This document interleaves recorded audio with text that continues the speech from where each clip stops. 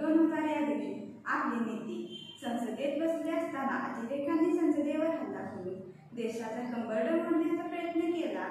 हे सगळं कधी थांबणार आहे? आपण स्वतःलाच नष्ट करण्याचा प्रारब्ध घेऊन आलो आहोत काय?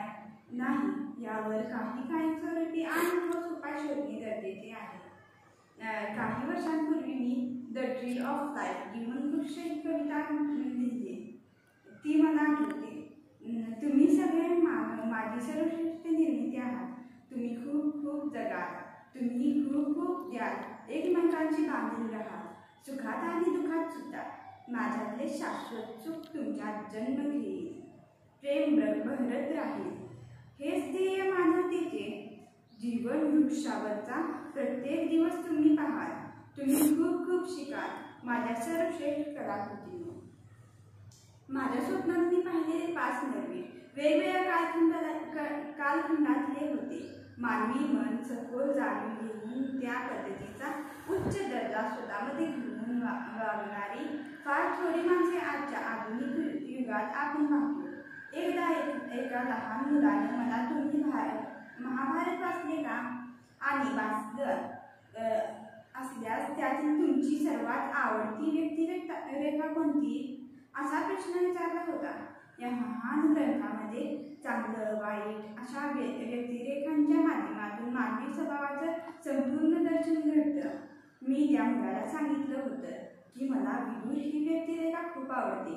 आपले वरिष्ठ कुमारानं काही करू लागले तेव्हा विदुरानं कोणतीही भीडभाड न बाळगता त्यांना त्यांच्या चुका सांगितल्या। इतकेच नव्हे तर अधर्मासोबत इतर सगळे नतमस्तक होत असताना त्याने सर्वांना विरोध करण्याचे धाडस दाखवले। आज घडीला त्या नेत्यांमध्ये खरा विदुर शोधूनही सापडणार नाही। असा धाडसी आणि खरा ज्ञानी माणूस आपल्या कल्पनांच्या चौकटीतही बसत नाही। मग अशा ज्ञानी माणसाचं आगमन तर दुरूनच आणि सध्याचं मानवी जीवन तर कमालीचं नावमेदी करणारं आहे।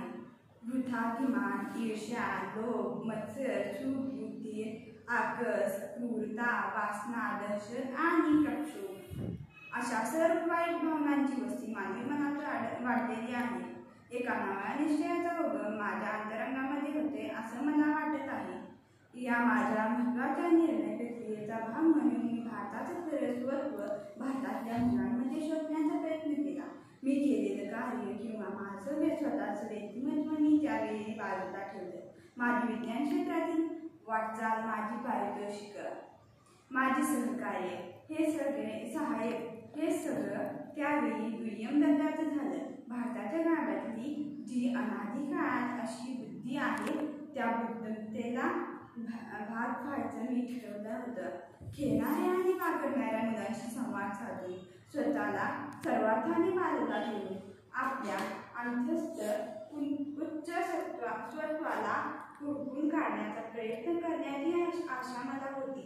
असं म्हणतात की मनुष्य आपल्या जीवनकालामध्ये वेगवेगळ्या टप्प्यांमधून जातो।